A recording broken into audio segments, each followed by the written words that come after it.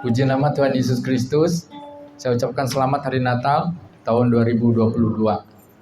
Suatu sukacita, bahagia, kegembiraan ya. Kalau hari Natal ini luar biasa, suasananya aja lain. Jadi dalam 1 tahun dari Januari sampai Desember, bulan kita merayakan Natal ini luar biasa. Dihias indah, pohon Natal, suasana sukacita ya.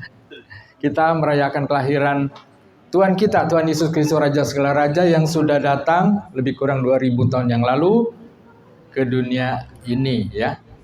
Ya, mengenai pesan Natal. Ya, pesan Natal tahun 2022,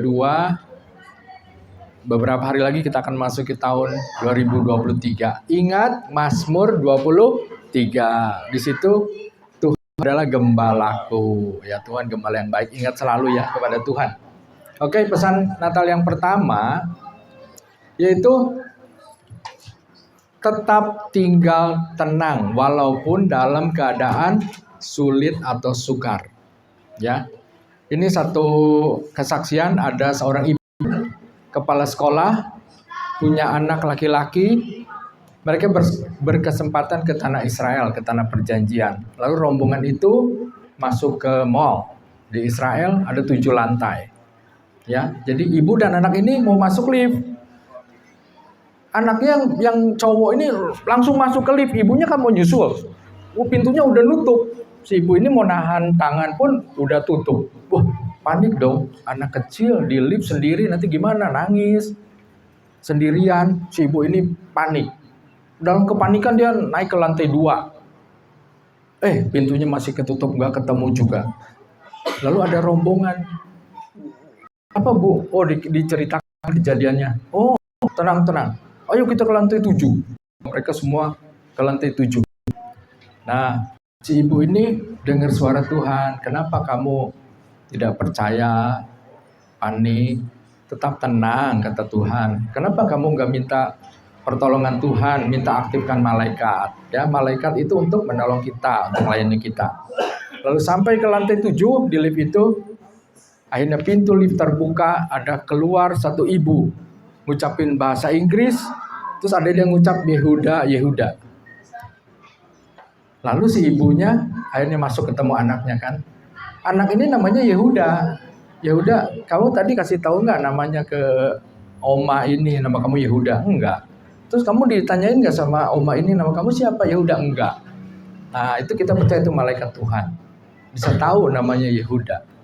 Ya. Jadi sekarang ataupun nanti akan ke depan, ingat selalu firman Tuhan. Makanya firman Tuhan kalau begitu dibaca, kita dengar, telinga, simpan di hati, itu kita bisa ingat, atau Tuhan Roh Kudus yang akan mengingatkan firman Tuhan yang pernah kita baca atau kita dengar. Ya. Begitu juga saat dalam bulan November, waktu pagi-pagi saya bangun, saya lihat kok semuanya serba putih, kayak kabut gitu. Kan saya kaget ya. Lihat jam dinding ini misalnya jam 7, putih nggak kelihatan. Loh, saya pakai kacamata, mestinya kan bisa kelihatan kan. Benda-benda ini ya, meja, kursi, mestinya kan kelihatan putih, kabut. Aduh, saya langsung berpikir, aduh gimana ya.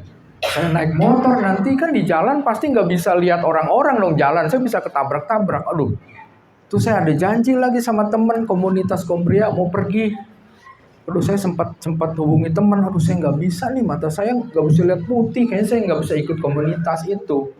Ya tapi tetap saya ngadain doa, merem, pujian. Saya kan suka main gitar. Tetap aja doa walaupun ini kabut putih nggak bisa kelihatan loh. Ya ada sih kepikiran.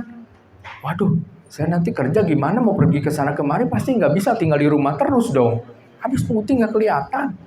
Ya akhirnya tetap berdoa, percaya kepada Tuhan, tenang. Ya, teman juga nasihatin jangan panik, tenang. Ya doa tenang. Akhirnya beberapa hari, nggak seketika langsung jelas lagi, enggak. Nunggu beberapa hari akhirnya bisa kelihatan lagi. Ya, tapi kalau dibandingkan dengan saya muda dulu, kalau lihat pandangan saya itu jelas. Sekarang udah minus 6,5, min 6,5. Jadi ya tentulah berkurang ya. Berkurang penglihatan saya, lebih jelasan dulu bertahun-tahun daripada sekarang, tapi ya masih bisa lihat lah gitu ya. Jadi pesan ini ingat, baik sekarang atau nanti tetap tenang. ya, percaya kepada Tuhan. Kalau Bapak, Ibu, saudara-saudari ada istri tiba-tiba jam 2 ditelepon polisi, suamimu ada di kantor polisi, nanti jam pagi jam 8 datang ya ke kantor polisi. Sikap-sikap begitu tuh kan ada kejadian yang kita nggak duga, nggak siap, bisa membuat kita panik kan, tapi tetap tinggal percaya, ya. Ya, saya percaya dalam keadaan apapun, situasi yang sulit susah, bisa kita doa sendiri atau dengan ya pasti berdoa, nanti Tuhan kasih solusi atau jalan. Nah, kemudian pesan yang kedua untuk Natal, ya, yaitu bukan bagi kita.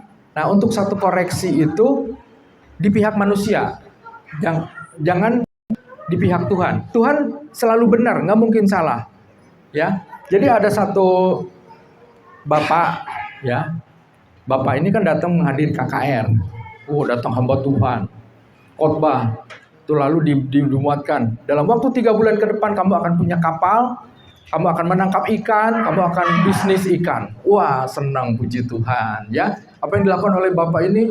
Selama 3 bulan dia pergi ke pantai, deklarasi. Wah, betul kan, patok, ya kan, beriman, percaya. Betul, 3 bulan kemudian dapat kapal, ya. Tapi kemudian berikutnya apa? Setelah 3 bulan, bapak ini lebih miskin dari sebelumnya. Malah sekarang dia nggak percaya Tuhan. Wah, mana janji Tuhan? Malah nggak mau ibadah lagi. Waduh, lebih parah keadaan dari dulu, ya. Akhirnya hamba Tuhan ini datang ke kota itu, lalu dilaporkan, Pak, Bapak pernah nubuatkan satu bapak ini kan? Ya, diceritakan ya tentang ini. Tahu nggak Pak, sekarang dia nggak percaya lagi Tuhan, nggak mau lagi ibadah. Kayaknya ngalami kepahitan, Pak. Kalau menurut saya itu dia kurang roh pengertian, karena dia punya pemikiran sendiri aja. Mau nggak Bapak, hamba Tuhan ini ditawarin ketemu dengan Bapak itu? Ya mau. Oke, akhirnya ketemu kan. Bapak ini cerita-cerita, oh iya masuk akal ya. Udah deklarasi, udah patok, bener nih. Loh, sekarang jadi miskin, lebih parah yang dulu tuh sekarang percaya Tuhan, gak mau lagi doa, gak mau lagi ibadah. Dia doakan, tanya ke Tuhan, Tuhan ini kenapa nih Bapak ini? Suara Tuhan, coba kamu tanyain dia, selama 3 bulan dia lakukan apa? Lalu Tuhan Roh Kudus kasih petunjuk begitu, lalu dia tanya, Pak 3 bulan Bapak lakukan apa? Ya udah, si Bapak itu kan cerita kan, ke pantai, deklarasi, patok, apa, wah benar masuk akal. Tanya lagi lah, Tuhan kasih petunjuk. Pernahkah Bapak ini belajar bagaimana cara mempacking ikan? Bagaimana cara setelah ikan ditangkap ini akan dijual kemana? Marketingnya bagaimana? Itu harus bagian manusia, bukannya Tuhan. Gak mungkin Tuhan mempacking, cari-cari mau dijual kemana. Itu bagian manusia. Jadi yang saya mau katakan bahwa kita kan semua nih macam-macam ya, ada yang usaha misalkan bidang food, kuliner, makanan, ya, catering misalnya salah satu contoh. Ya kan harus dia belajar dong, mengupgrade diri. Ya, yang usaha kue ulang tahun pun harus belajar dong, menciptakan model seperti Mayora itu ya, banyak produk baru, harga murah, keren, cakep, harga murah. Itu inovasi, itu ada. Itu bagian kita atau bagian manusia. Akhirnya Bapak ini ya sadar, iya ya. Keliru, kurang punya pengertian kan, nyamin Tuhan adil gimana kok kenyataannya gini lebih parah dulu. Ya harusnya menyadari, sadar ya, oh ya ada bagian kita yang belum dilakukan ya oleh manusia. Jadi ingat, usaha apapun terus, makanya upgrade dalam bahasa Inggris itu saya tadi cari di Google, upgrade itu ada memperbaharui atau meningkatkan kemampuan, kapasitas. Upgrade itu misalnya dari 2G kalau handphone ya, 3G, 4G, 5G sampai 6G ada peningkatan.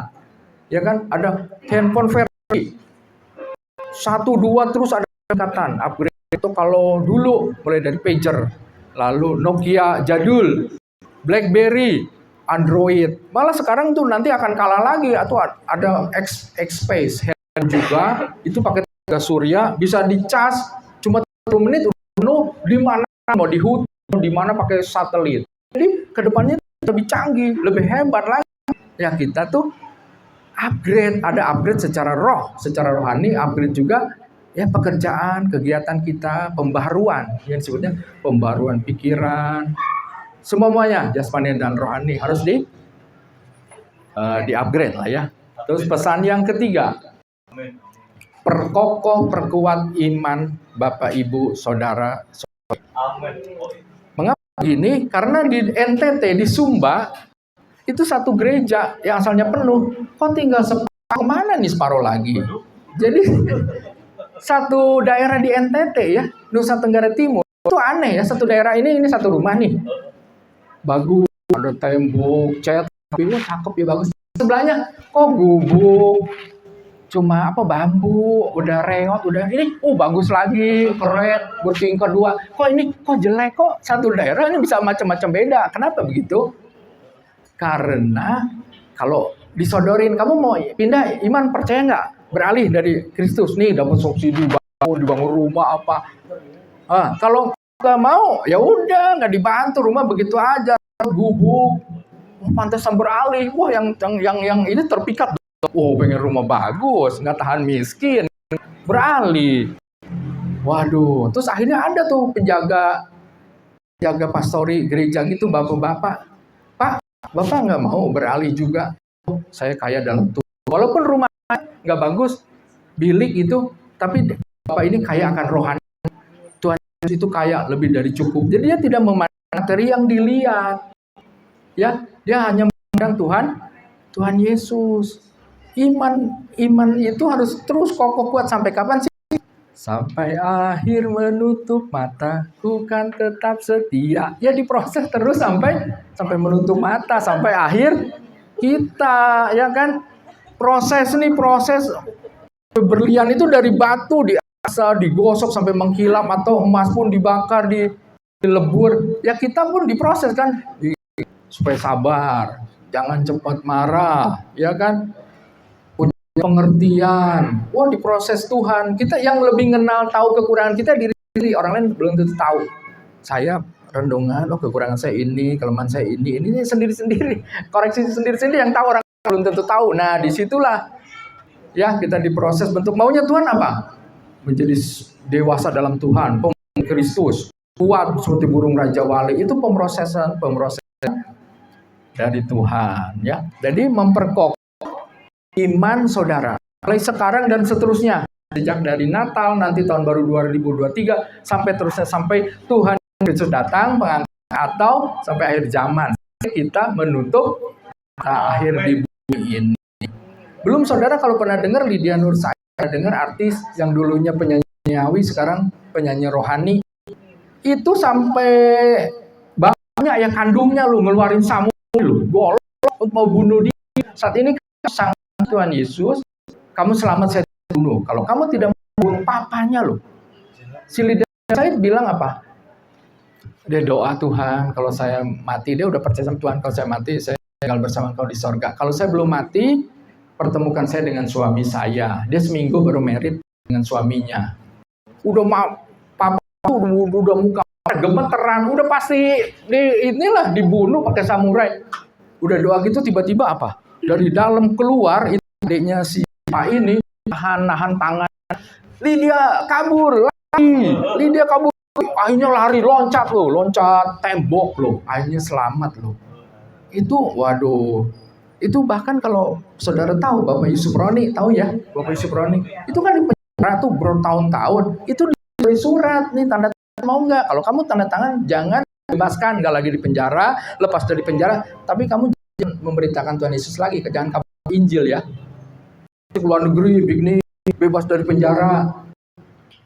Akhirnya bilang apa? Seujung rambut pun aku tidak menolak Tuhan Yesus. Kan ada firman kan? Tapi Tuhan Yesus, jangan menyangkal Tuhan Yesus. Terus kalau sampai udah selesai tanda tangan, keluar dari tabrak bajai bemo, gimana tuh? Mau kemana? Ya kan? Itu tantangan-tantangan tuh ada banyak. Yang muda, ya nggak tahu lah. Tiap orang. Tapi maksud saya kuat ya. Jangan sampai disodorin harta, uang, jabatan sampai beralih apa jodoh lagi. Jodoh kan ngajak, ayo ke agama lain, ya kan? Sampai jodoh. Ada Nah ini masih kerabat Nur Said. Jadi dia orang Kristen juga, perempuan, nikah, pindah agama, ya nikah karena jodoh jadi pindah agama. Akhirnya setelah 7 tahun kemudian dia balik lagi ke iman percaya Tuhan Yesus. Tapi pengertian sekarang beda. Kalau dulu agama keturunan, tapi sekarang dia punya pengertian Tuhan Yesus yang benar. Pak Yakub sama Cimaria yang sudah menyampaikan firman malam hari ini sangat membangun ya, menguatkan ya. Sebenarnya sudah cukup mereka berdua ya share firman ya. Saya nambahin sedikit saja. Hari ini kan begitu besar kasih Bapa terhadap dunia ini. Besar itu arti besar ya, besar. Besar seperti Edwin, ini besar. Tapi kasih Tuhan lebih besar dari Edwin ya. Saking besarnya Tuhan itu mau disalib di atas kayu salib ya saudara-saudara. Yang kata Cimaria, kita di tahun depan kalau orang-orang gelap, kita tetap terang seperti bintang. Seperti kata Pak Ibu, kita harus ada perubahan ya, berdampak di mana kita ditaruh Tuhan. Jadi karakter kita yang hati yang keras ini harus bisa loh ya, dilulukan dengan kasih Tuhan yang besar. Karena apa? Ada 4 karakter ya, melankolis, plekmatis, koleris, dan sanguin. Ini yang 4 ini karakternya ada yang keras, ada yang cengeng ya kan, ada yang cuek, ada juga yang pede banget gitu. Makanya beda ya karakter-karakter pas Cibubur sama yang di Jakarta. Kalau di pas Cibubur itu harus didorong dulu baru tampil. Harus ancam-ancam dulu sama ya, baru mau tampil. Beda sama di pas Jakarta katanya ya, suka baper-baper. Memang di Cibubur juga ada baper-baper, tapi sebenarnya bukan masalah pelayan, miskomunikasi aja. Misalnya yang satu jemput, yang satu bilang di sana gitu. Jadi hanya itu masalahnya, nggak ada masalah seperti pelayanan, tidak. Justru saya agak sulit membawa pas Cibubur ini untuk maju. Sikit-sikit dorong satu, dorong kamu, maunya saya aja terus yang maju. Karena bagi saya ketika Tuhan izinkan kita menjadi, saya juga sama kayak Cimaria ya. Kalau dibilang pemimpin itu nggak gampang loh berdiri di sini ya. Kita tanggung jawab dengan apa yang kita sampaikan tentang firman Tuhan. Karena banyak ya orang Kristen itu firman Tuhan tuh dipakai seperti batu ya, melempar ya teman-temannya bisa sakit hati nih ya, bikin status di WA. Nih, aku bikin status ya, kasih sumu ya kan. Terus nanti dikasih firman yang lain, dilempar ya untuk menjatuhkan orang yang dia sakiti. Sebenarnya nggak boleh seperti itu. Musuh yang terbesar kita adalah diri kita sendiri. Sebelum kita lempar firman kepada orang lain, kita visi diri dulu. Firman buat kita dulu ya. Kita harus menjadi pelaku dulu, baru kita berani menyampaikan firman kepada orang lain. Kenapa saya bilang kasih Tuhan itu begitu besar? Karena begitu besar, jadi hati kita yang keras ini bisa dihancurkan dengan kasih Bapa. Jadi kalau kita bergaul, kemanapun kita berada, seperti kata Pak Yakub, emas itu dibentuk. Emas itu juga harganya tetap ya bernilai walaupun dilempar kemana.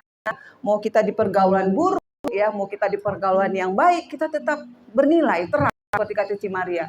Terus iman kita juga semakin naik, upgrade kata Pak Yakub ya. Jadi nggak banyak yang saya sampaikan malam ini. Saya ingin di tahun yang baru, tahun 2003, kita mempunyai iman yang tetap terang. Hati kita yang keras ini, ayo ya kita lulukan dengan kasih Tuhan yang begitu besar ya. Kalau kasih kita itu besar seperti Bapa, dimanapun kita ditaruh, mau di komunitas mana, kita mempunyai kasih. Karena kasih adalah segala-galanya. Jadi kita di komunitas harus berdampak, harus bisa kita menjadi teladan, bisa mentransferkan kasih sama saudara-saudara kita yang lain. Membawa kita komunitas ini, ayo satu-satu, nih ada beberapa orang nggak gampang loh saudara-saudara ya.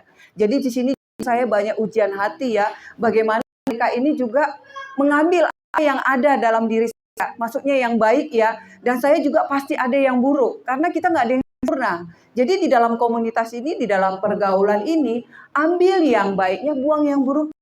Karena kita di sini terus belajar dan belajar, tidak ada yang sempurna. Yang sempurna itu hanya Bapa kita di surga. Jadi di garis finish nanti tetap bertahan, karena keselamatan masing-masing. Kita nggak bisa bawa keluarga kita. Kita hanya bisa menyampaikan kebenaran Tuhan. Karena begitu besar kasih Bapa terhadap dunia ini ya, sehingga dia kasih anaknya yang tunggal supaya kita nggak binasa, tapi hidup yang kekal. Saudara-saudara, mau nggak kita sampai garis finish kita mempunyai kekekalan? Nanti kita di surga itu berkumpul ya. Saya belajar dari Obaja. Tahu Obaja? Obaja itu artinya apa? Penyembah ya. Dia suka menyembah, orang yang takut akan Tuhan. Ketika dia ditugaskan Tuhan bekerja di kerajaan, waktu itu Raja Ahab ya, tahu Raja Ahab? Raja Ahab ini jahat sekali loh saudara-saudara. Tapi Obadiah karena dia mempunyai roh penyembah yang takut akan Tuhan, manapun dia ditempatkan, dia berdampak loh saudara-saudara. Tidak terasa spirit ya, seperti kata Cimaria tadi ya, pergaulan yang buruk itu kan bisa merusak kebiasaan ya. Kalau kita bergaul sama orang jahat, kita jahat. Tetapi Obadiah ketika dia dipekerjakan di kerajaan saat itu yang memimpin Raja Ahab, dia tetap punya roh yang takut akan Tuhan. Karena apa? Hatinya yang keras itu udah dihancurkan dengan kasih Tuhan. Jadi Obadiah ini bisa menempatkan dirinya di tempat di mana waktu itu Raja Ahab itu melakukan kejahatan yang luar biasa. Dan Ahab menikah sama Isabel. Isabel itu kan perempuan yang suka menyembah Baal. Jadi kejahatan mereka double ya. Bayangkan raja memimpin rakyat yang istrinya juga penyembah berhala ya. Tapi saat itu Obadiah ambil strategi berdampak seperti kata Pak Yakub tadi ya, kita harus upgrade terus, naik. Dia ambil itu 100 nabi-nabi Tuhan, dia bawa ke gua-gua, dia kasih makan, dia selamatkan. Jadi kita juga di sini, kalau kita ditempatkan di pergaulan buruk, ayo kita bawa orang-orang yang baper, murah sakit hati, murah tersinggung, kita jadi penyembuh ya. Jadi jangan kita nanti bergaul sama orang baper, terus nanti berteman sama yang anak cerita, nggak suka, aku nggak ini, jadi akhirnya kayak kompor ya, jadi panas gitu. Jadi saudara, yuk kita di depan ini kemarin kan memang kita berdoa ya di Sentul, Randy ya dapat gelap, katanya gelap, lihat gelap. Tapi waktu kita menyembah jam 4 pagi ya, pas di bubur saya memang kalau kemana-mana tuh saya selalu paksain tuh, ayo nyembah, bukan mau tidur, bukan mau jalan-jalan. Jadi kita menyembah jam 4 itu, kita nyanyi gelombang lawatan, kita melihat gelombang dan yang lain juga melihat gelombang. Percaya tahun depan ada gelombang lawatan bagi anak-anak yang takut. Terus saya melihat air terjun. Saya nggak cerita sama Cimaria. Ternyata Cimaria dapat Mazmur 23. Tuhan ada gembalaku ya. Akan dibimbing ke air yang jernih. Jadi kita yang takut akan Tuhan, yang tetap setia, tidak usah takut. Ya, penyertaan Tuhan sempurna. Karena Tuhan sudah memilih kita dari ujung-ujung bumi. Ya, kita diberikan kekuatan. Saya melihat saya dapat keguncangan. Banyak nanti anak-anak Tuhan yang jatuh. Anak Tuhan jatuh ini yang kayak kita ini ya, diuji. Siapa yang tetap kuat, siapa yang nggak kuat tuh. Aduh, kalau saya diberikan Tuhan itu kan seperti mimpi. Memang saya nggak selalu kasih tahu sama orang. Karena saya gini, orangnya dulu pemalu, nggak percaya diri, nggak berani ngomong. Emang saya siapa kan gitu. Kadang yang dipercaya itu kan hamba-hamba yang terkenal. Kayak di Jombi juga itu berturut-turut loh saudara-saudara ya. 2 tahun yang lalu itu berturut-turut 2 bulan. Aduh, seram sekali ya. Itu manusia Jombi saya dikejar-kejar. Kasihan sekali ya. Orang nanti yang bisa seperti manusia Jombi itu bagi saya tuh orang yang tidak bisa mempertahankan imannya ya. Jadi ayo saudara-saudara, kita harus punya iman ya, terang. Sekalipun tahun depan dibilang gelap, kita tetap terang. Sekalipun tahun dibilang nanti resesi, kita tetap resepsi. Ya.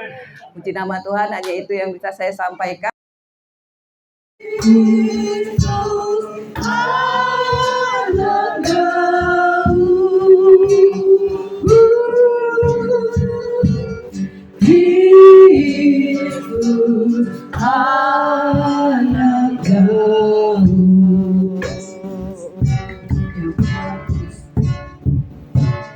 Malam kudus tulisannya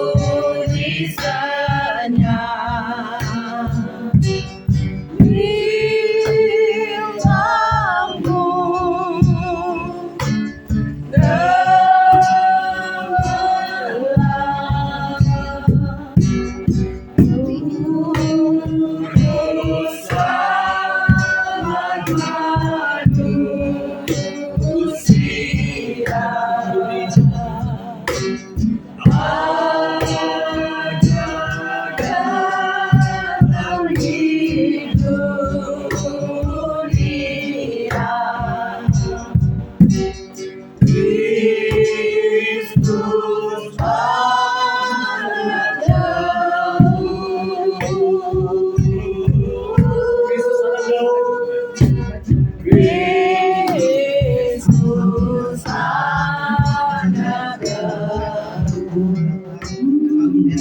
Kalian merupakan orang tua tenaga yang biarlah hatimu menjaga kehendak aku. Engkau tidak Anda terima. Percayalah kepada Tuhan dengan segenap hatimu dan janganlah bersandar kepada pengertianmu sendiri. Yesaya 60 ayat 1, dan telah menjadi teranglah sebab terangmu datang dan kemuliaan Tuhan terbit atasmu. Matius 1 ayat 21. Ia akan melahirkan anak laki-laki dan engkau akan menamakan dia Yesus, karena dialah yang akan menyelamatkan umatnya dari dosa mereka. Haleluya. Amin. Haleluya. Terima kasih.